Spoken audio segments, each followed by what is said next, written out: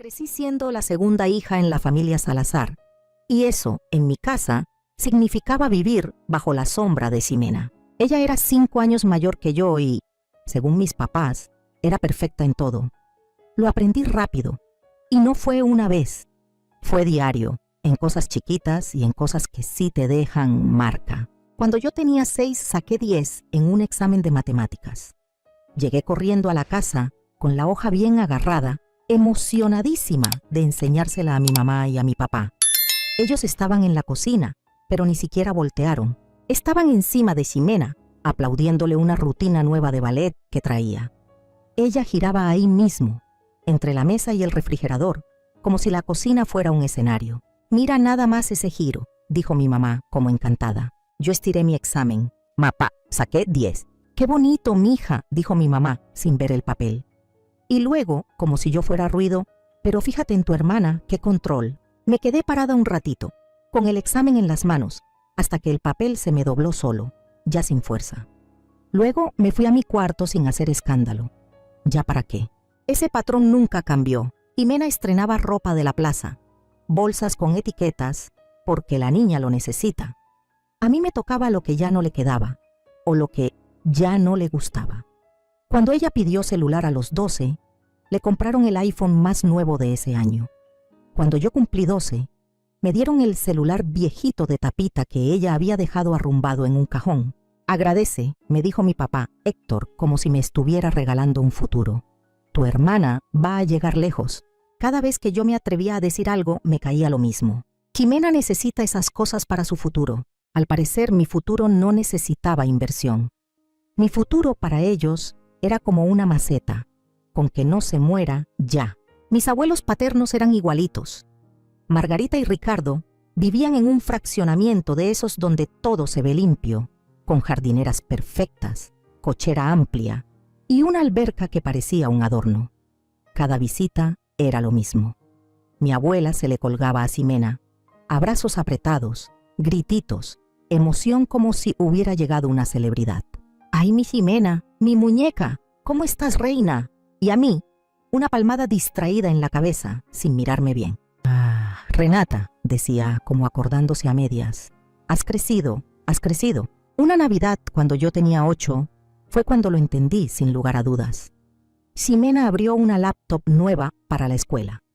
A mí me tocó un paquete de cuadernos, lápices y una regla.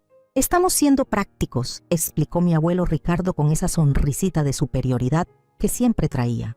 «Esto es más a tu ritmo, ¿no?» Yo asentí porque, a esa edad, ¿qué haces? Tragar saliva y seguir. Pero yo tenía un lugar donde sí importaba. La casa de mis abuelos maternos, Elena y Jorge, estaba del otro lado, en una zona más normal, de esas donde el patio es chiquito y el piso ya tiene historia. No había alberca ni jardín de revista, pero ahí pasaba algo raro, algo bonito. Ahí me escuchaban, de verdad me escuchaban. Si yo contaba algo, no me interrumpían para hablar de Ximena. Si yo dibujaba, pegaban mi dibujo en el refrigerador y lo ponían al lado del de Ximena, no abajo, no escondido, al lado.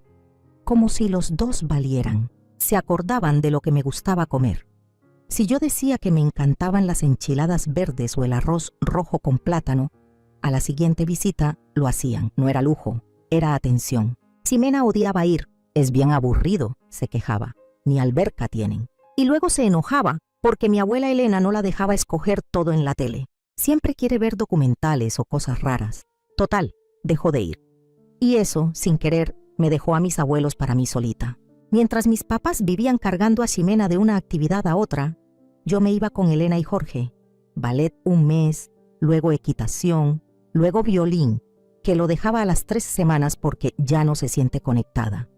Mis papás pagaban inscripciones, uniformes, mensualidades, y todavía tenían la cara de decir: «Ay, es que mi niña es muy talentosa, nomás no ha encontrado lo suyo». Yo, en cambio, pasaba mis tardes aprendiendo a hornear galletas con mi abuela, haciendo tarea con mi abuelo y respirando tranquila, porque nadie me comparaba, nadie me hacía sentir menos. Yo tenía 10 cuando mis papás me dieron el veredicto final sobre mi valor en esa familia. Le dijeron reunión familiar, pero se sintió más como un juicio, de esos donde la sentencia ya está firmada desde antes de empezar. Fue un domingo de octubre, en la sala de la casa en Naucalpan. Estaban todos, mi mamá Patricia y mi papá Héctor, parados como si fueran a dar un anuncio importante. Mis abuelos paternos en el sillón grande, bien puestos. Mis abuelos maternos en el otro. Ximena y yo en sillas del comedor que jalaron a la sala. El aire estaba pesado, como si alguien hubiera subido el volumen al trama. «Tenemos que hablar de algo serio», empezó mi papá, con las manos atrás, como señor de oficina. «Ya saben que la universidad no sale barata», siguió mi mamá. Yo vi a Ximena acomodarse el cabello, segura, tranquila. Ella tenía 15. Ya hasta practicaba la cara de alumna brillante. Yo me quedé quieta, con las manos cruzadas en el regazo. Yo ya sabía. «Hemos estado ahorrando desde que nacieron», dijo mi mamá, y sus ojos se fueron solos hacia Ximena, como si fuera imán. «Pero con cómo está todo, pues no nos alcanza para mandar a las dos». No fue pausa, fue teatro. Como en esos programas donde fingen suspenso antes de decir quién ganó, y todos ya lo sabían. «Ximena va a entrar a la universidad en 3 años», anunció mi papá. «Ha mostrado talento en muchas áreas. Es importante apoyar su potencial». Luego volteó hacia mí con esa mezcla de lástima falsa y fastidio. «Renata, tú eres diferente. Tú eres más práctica. No necesitas universidad». Mi abuela Margarita se apresuró a asentir, emocionada. «Ximena es tan dotada», dijo, casi cantando.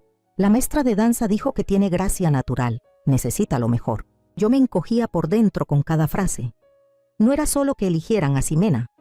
Era como me explicaban, con una sonrisa, que yo no valía la pena. Y entonces pasó algo que nadie esperaba. Mi abuelo Jorge se levantó. Tenía la cara roja, los ojos brillosos de coraje. «Esto es una injusticia», soltó.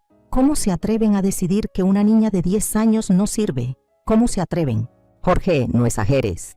Quiso meter mano mi papá, pero mi abuela Elena lo cortó en seco. «Si ustedes no van a apoyar a sus 2 hijas por igual», dijo mi abuela, con la voz fría, filosa, «entonces nosotros vamos a pagar la universidad de Renata». Yo me quedé congelada. Mis abuelos se pusieron de pie juntos, como una pared.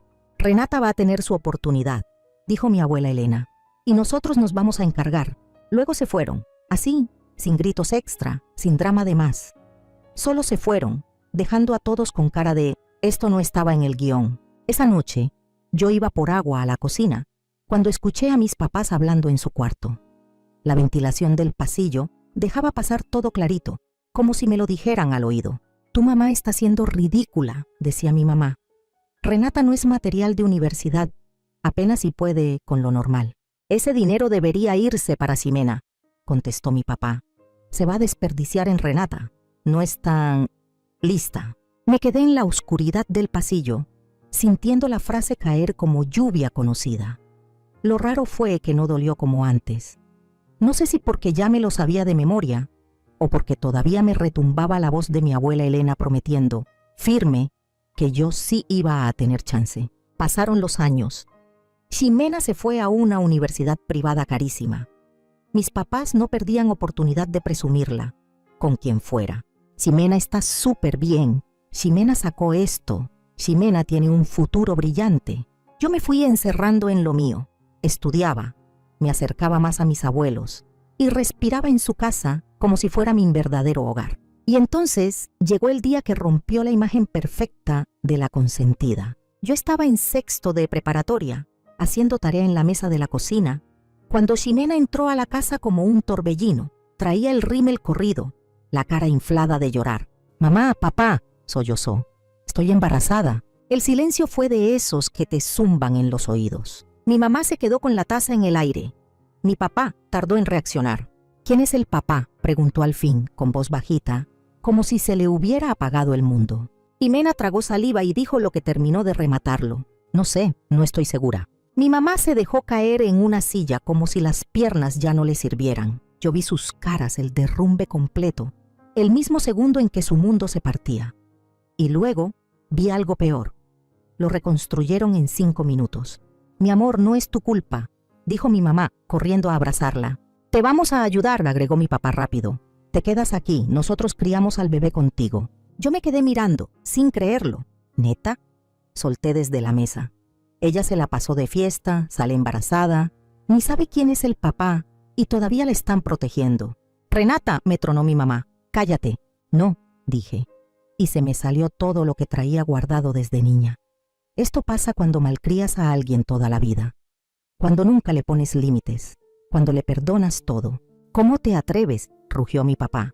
«Tu hermana está pasando por algo difícil y tú estás siendo cruel». Jimena empezó a llorar más fuerte y mi mamá la apretó contra su pecho, como si yo fuera la amenaza. «Lárgate», me gritó Ximena ya con rabia. No me quedé a escuchar lo demás. Subí corriendo, metí ropa en una mochila y me fui. Desde la calle, todavía alcanzaba a oírlos consolándola, diciéndole que todo va a estar bien, que no fue su culpa, que la vida se complica a veces. Mis abuelos Elena y Jorge me recibieron sin preguntas. Solo me abrieron la puerta y ya, como si hubieran estado esperando ese momento toda mi vida. Terminé la preparatoria viviendo con ellos. Me enfoqué en mis solicitudes para la universidad. Mis papás no llamaron, no preguntaron, no se aparecieron en mi graduación. Pero ahí estaban mis abuelos, con los ojos llenos de orgullo cuando me entregaron mi papel. Ese otoño me fui a estudiar a Querétaro. Mi universidad la pagaron mis abuelos, tal como lo habían prometido aquel domingo de octubre. Yo no tenía palabras, solo tenía ganas de no fallarles. Jimena tuvo a su hija, Lucía, y se quedó viviendo con mis papás. Yo no la conocí. Mi relación con esa casa se rompió el día que me fui, y así se fueron los años. Ximena entraba y salía de la casa, cambiaba de trabajo y de novio, y cada regreso dejaba una deuda nueva. Mis papás, por no quedar mal con la familia, y por no aceptar que su niña se les había salido de las manos, la seguían rescatando. Y Lucía crecía ahí, sintiéndose estorbo, porque nadie le decía que no era culpa suya. La vida tiene sentido del humor, pero del pesado. Mientras el futuro brillante de Ximena se iba haciendo pedazos, yo iba armando el mío. Me gradué con muy buenas calificaciones y conseguí trabajo en una firma de consultoría en Ciudad de México. De esas que te traen en friega toda la semana y te enseñan a resolver problemas con la cabeza fría. Con los años, después de varias temporadas de desvelos y juntas, subí a consultora senior. Mis compañeros me respetaban. Yo por fin sentía que valía por algo que era mío. Con ese ritmo, juntando enganche como pude y metiéndome a un crédito hipotecario, me compré un departamentito en la Narvarte. Nada de lujo, pero era mío. Mi rutina era estable. Semana pesada, cafés rápidos, juntas, trabajo. Fines de semana, desayunos largos con amigas y videollamadas con mis abuelos. Ellos eran mi familia, y con eso me alcanzaba. Hasta que un martes cualquiera, en la mañana, sonó mi teléfono. Casi tiro el café cuando vi el nombre. Mamá. Era un número que no veía desde hacía años. «Renata», dijo Patricia. Sonaba vieja, cansada. «Necesitamos tu ayuda». 20 minutos después, yo seguía en mi oficina, sin poder acomodar lo que me acababa de decir. Ximena había vuelto a huir. Otra vez. Ahora con un tipo que conoció en un bar. Y había dejado a Lucía atrás. Lucía tenía 9 años. «Por favor, ven», me rogó mi mamá. «Tenemos que hablar en persona. Es tu sangre, Renata. No podemos con esto». Esa misma tarde manejé de regreso a Naucalpan. Salí como a las 6 en plena hora pico, y entre Periférico y los avances a vuelta de rueda me aventé como 1 hora y media. Yo traía un nudo en la garganta que no se soltaba. La casa se veía más chica que en mi memoria. La pintura alrededor de las ventanas estaba descarapelada. Y mis papás se veían acabados. Mi papá con el cabello ya completamente canoso. Mi mamá con ojeras profundas, como si no durmiera desde hace años. Me sentaron en la sala. La misma sala donde, años atrás, me dijeron que yo no valía una universidad. La ironía me pegó como cachetada. «Ximena, está muy inestable», empezó mi papá mirando sus manos. «Nunca pudo mantener un trabajo. Cambiaba de departamento, de novio. Siempre terminaba regresando aquí». Mi mamá se limpió los ojos. «Le pagamos deudas», dijo, como si se le saliera el aire. «Tarjetas, préstamos. Cuidamos a Lucía cuando Ximena decía que estaba trabajando». «¿Y ahora?», pregunté, aunque ya olía el desastre. Mi mamá soltó una risa amarga, chiquita. La semana pasada conoció a un hombre y dijo que se la iba a llevar a Tijuana, que allá tenía contactos, que la iba a meter a castings, que ahora sí iba a ser actriz. Mi papá se tragó la vergüenza, empacó y se fue, ni se despidió de Lucía. Hubo un silencio raro. Los dos se miraron incómodos, como si les diera pena decir lo que seguía. «Estamos ahogados en deudas», confesó mi papá con la voz quebrada. «Cientos de miles en tarjetas y préstamos. Todo por estarla rescatando». Yo esperé. Y entonces mi mamá dijo lo que venía cargando desde que me llamó. «Queremos que tú te quedes con Lucía», soltó rápido, como si le diera miedo que se le atorara. «Que te la lleves, que la críes tú. Tú eres estable, tú sí puedes. Y por favor, no nos hagas quedar mal, Renata. No queremos que esto llegue con extraños». Me quedé helada. «¿Perdón?», dije. «Nosotros ya no podemos», siguió mi mamá apretándose las manos. «Estamos grandes. No podemos empezar de cero con una niña». Ahí estaba.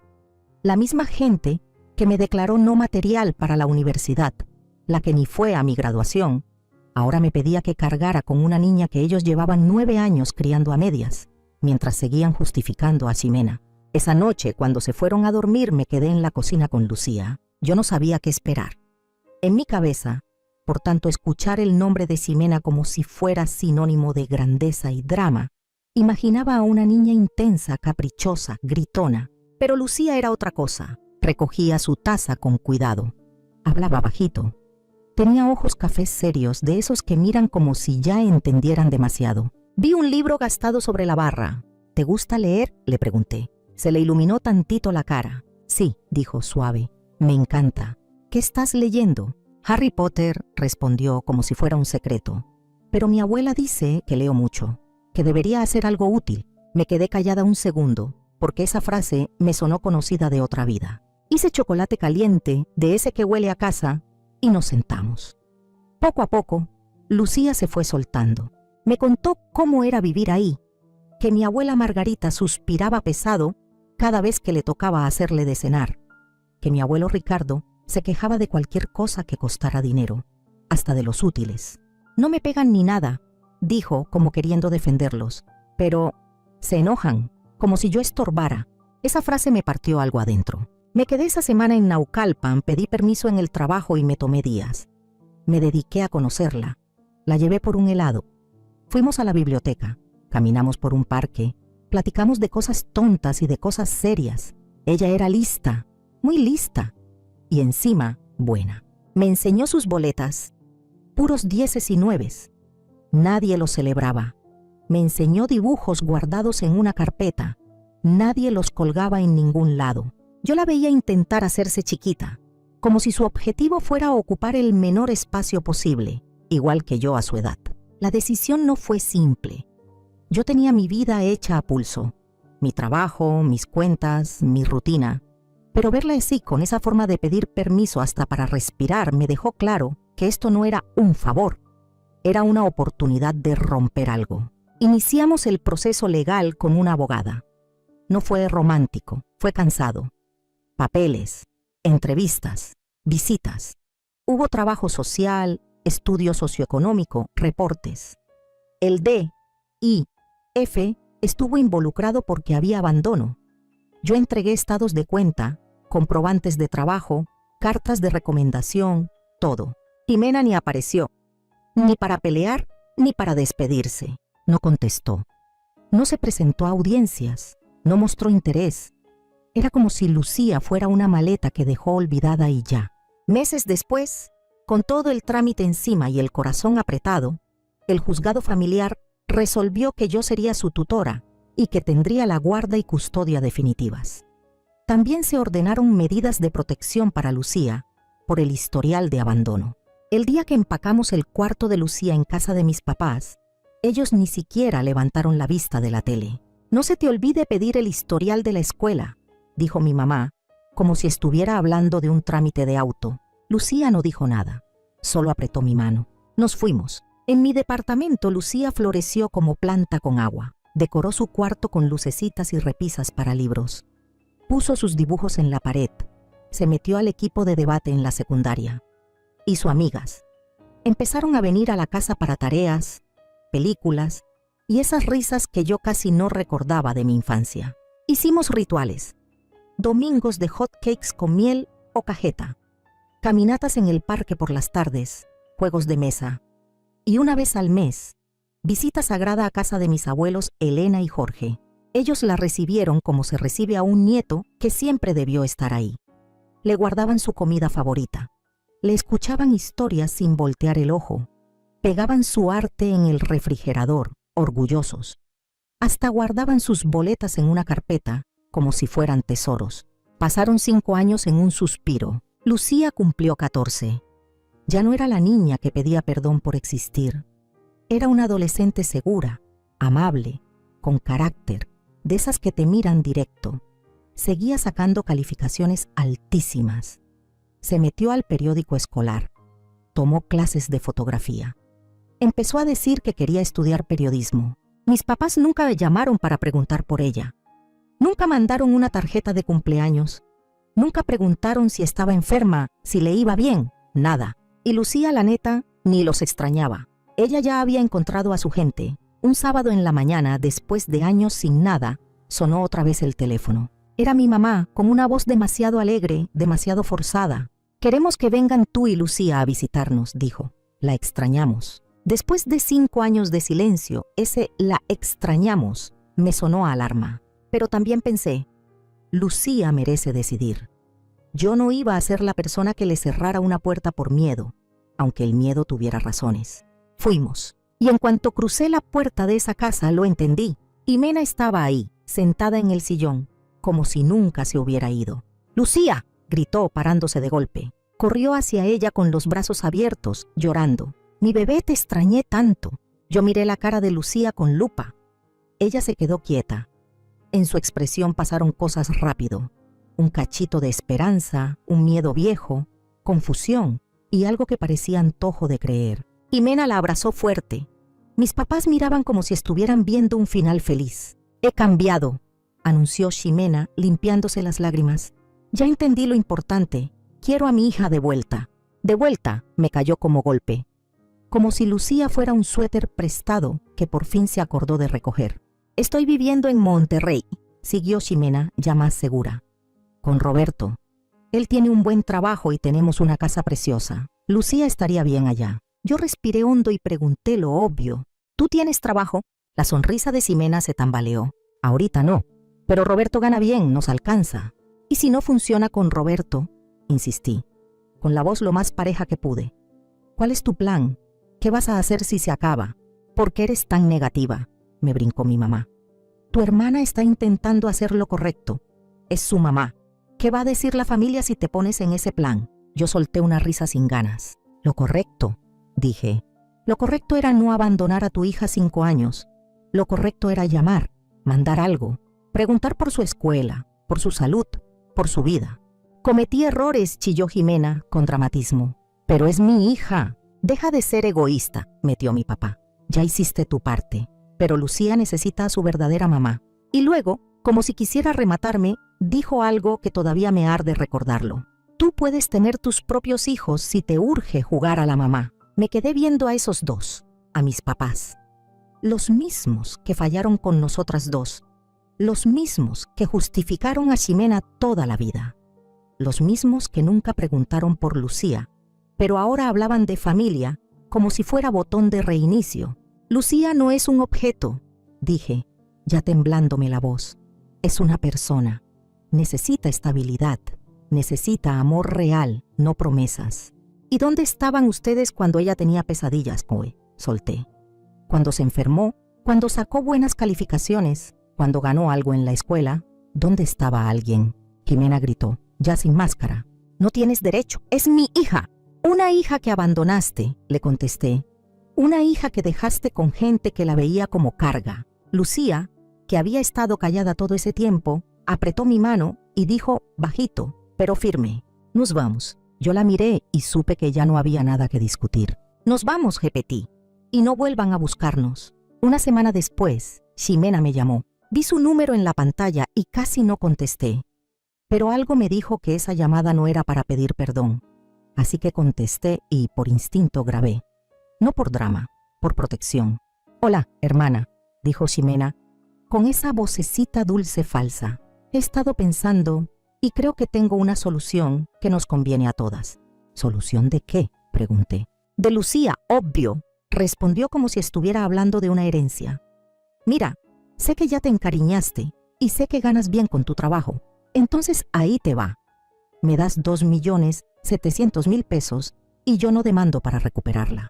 Sentí que el estómago se me fue al piso. «¿Qué dijiste?» «Es un negocio redondito», siguió, tranquila, como si estuviera ofreciendo un paquete. «Tú te quedas con Lucía y yo tengo dinero para empezar de nuevo. Tú puedes pagarlo». Me quedé un segundo sin aire. «Déjame entender», dije, con la voz temblando. «¿Me estás vendiendo a tu hija?» «No seas dramática», soltó. «Estoy siendo práctica. Tú quieres a Lucía. Yo necesito dinero». «Ya. Es tu hija», le dije. «No es un coche». «Perfecto», tronó, ya sin dulce. «Entonces te demando y no la vuelves a ver. A ver qué tan valiente». Y colgó. Me quedé sentada con el teléfono en la mano, sintiéndome enferma. No de miedo, de asco. 3 días después llegó la demanda. El nuevo novio de Ximena, Roberto, le había pagado un abogado de esos que hablan bonito y sonríen como si fueran de hielo. En el escrito, Ximena era una madre reformada que había superado dificultades y ahora tenía un hogar estable.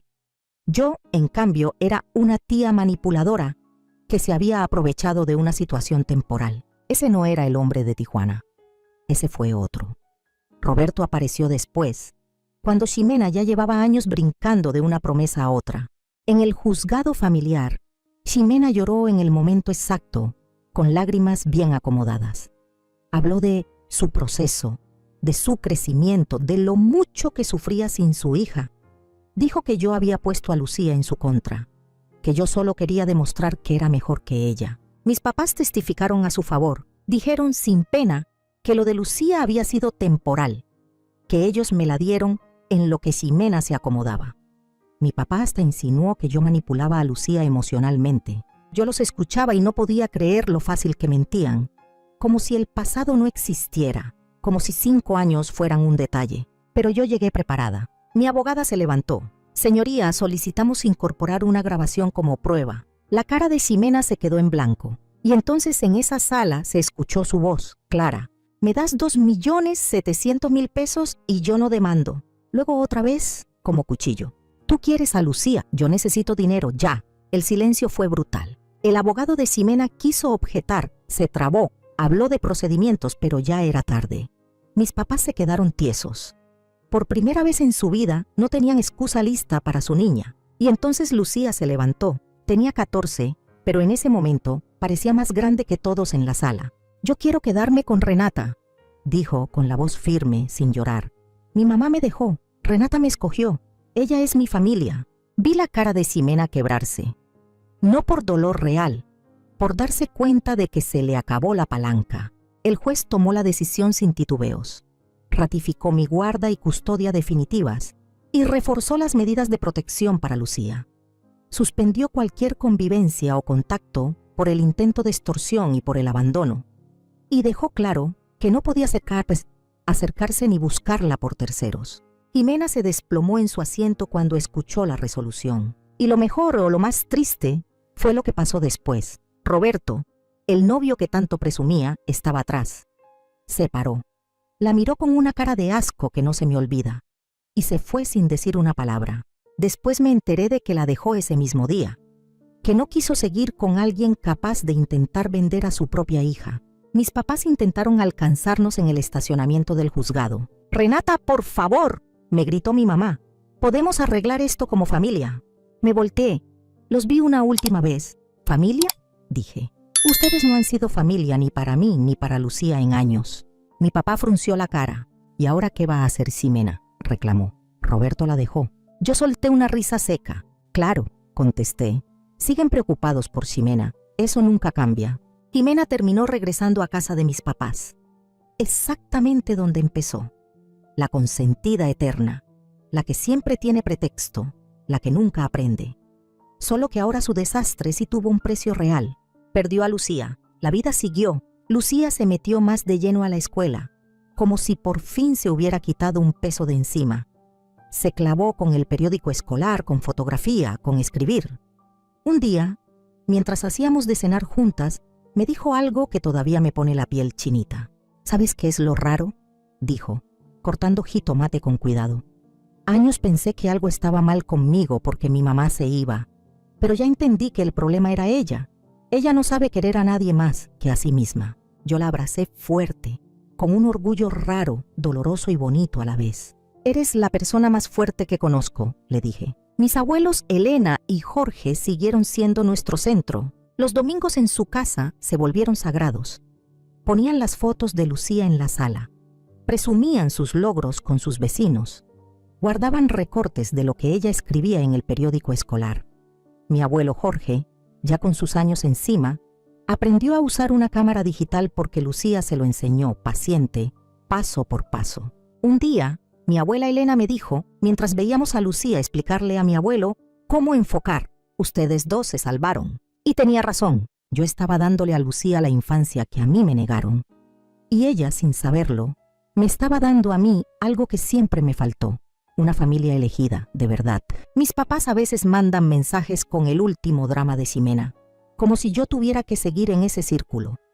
Yo los borro sin abrirlos. Lucía no ha sabido nada de su mamá desde el juicio.